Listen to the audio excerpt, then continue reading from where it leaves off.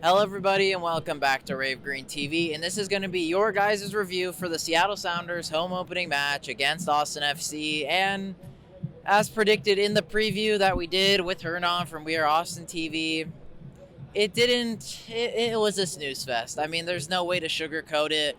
Sounders having a majority of the possession as I suspected and as Hernan suspected, but didn't really do much with it. I mean, their best chance and the only opportunity that they had that actually tested Brad Stuver was all the way in the 75th minute. Austin came in with a plan to just sit back and just kind of get the draw. If they got a goal, heck, that's a real big bonus.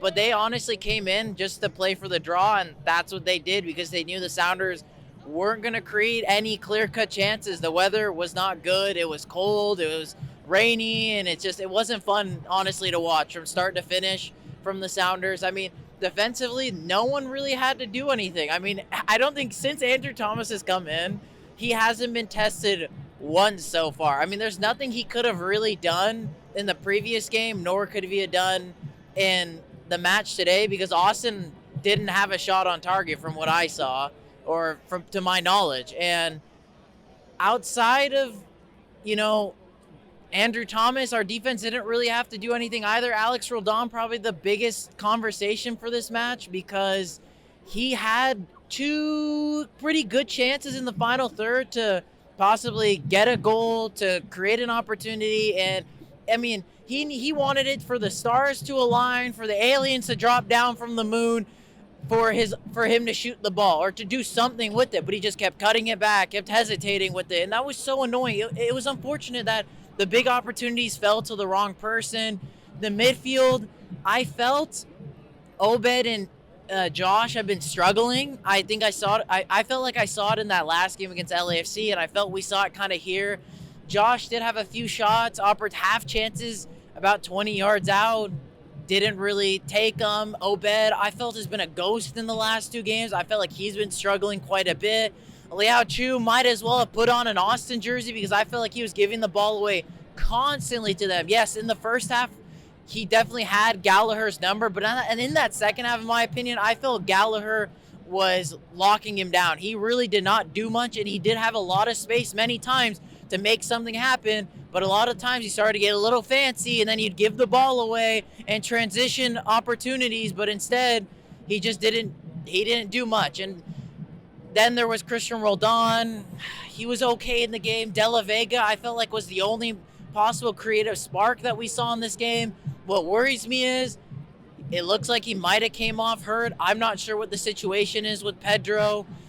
I hope it's nothing serious. I'm really hoping that's not the situation.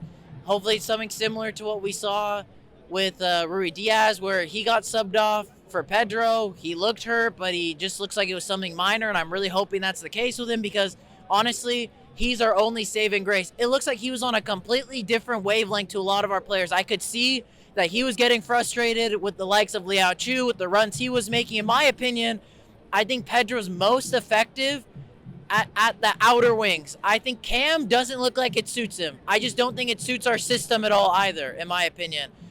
And then Morris, fuck me, man. Fuck me. He was terrible in this game. And I'm not surprised. He's not a striker. I've said it last season, and I'll say it again.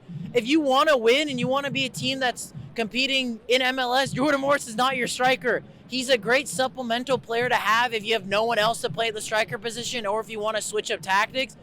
But you can't be a top team if Jordan Morris is your striker. He was a ghost this game. And when he did get his one opportunity, like in the LAFC game, he didn't take it. Raúl came on, didn't do much, had an opportunity late on.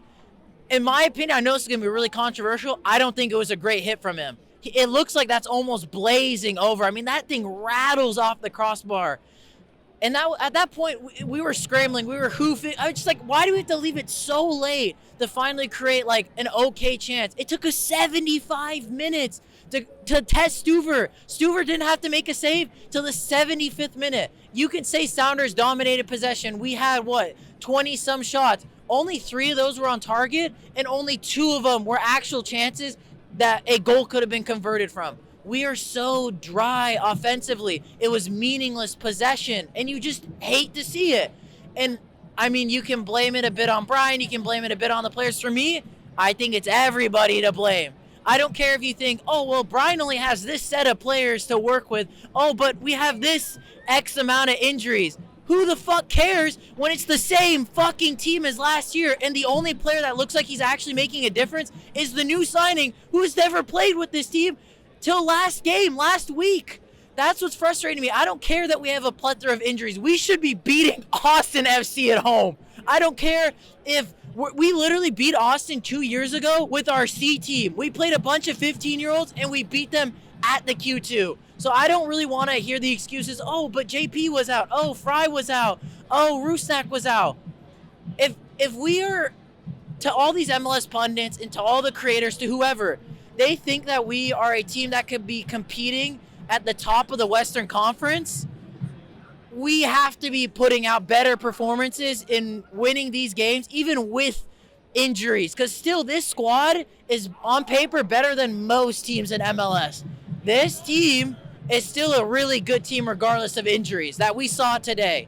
But we can't finish. And I think part of that comes down to tactics. I think part of that comes down to the team just being stale. It's overcooked. A lot of these players are just cooked.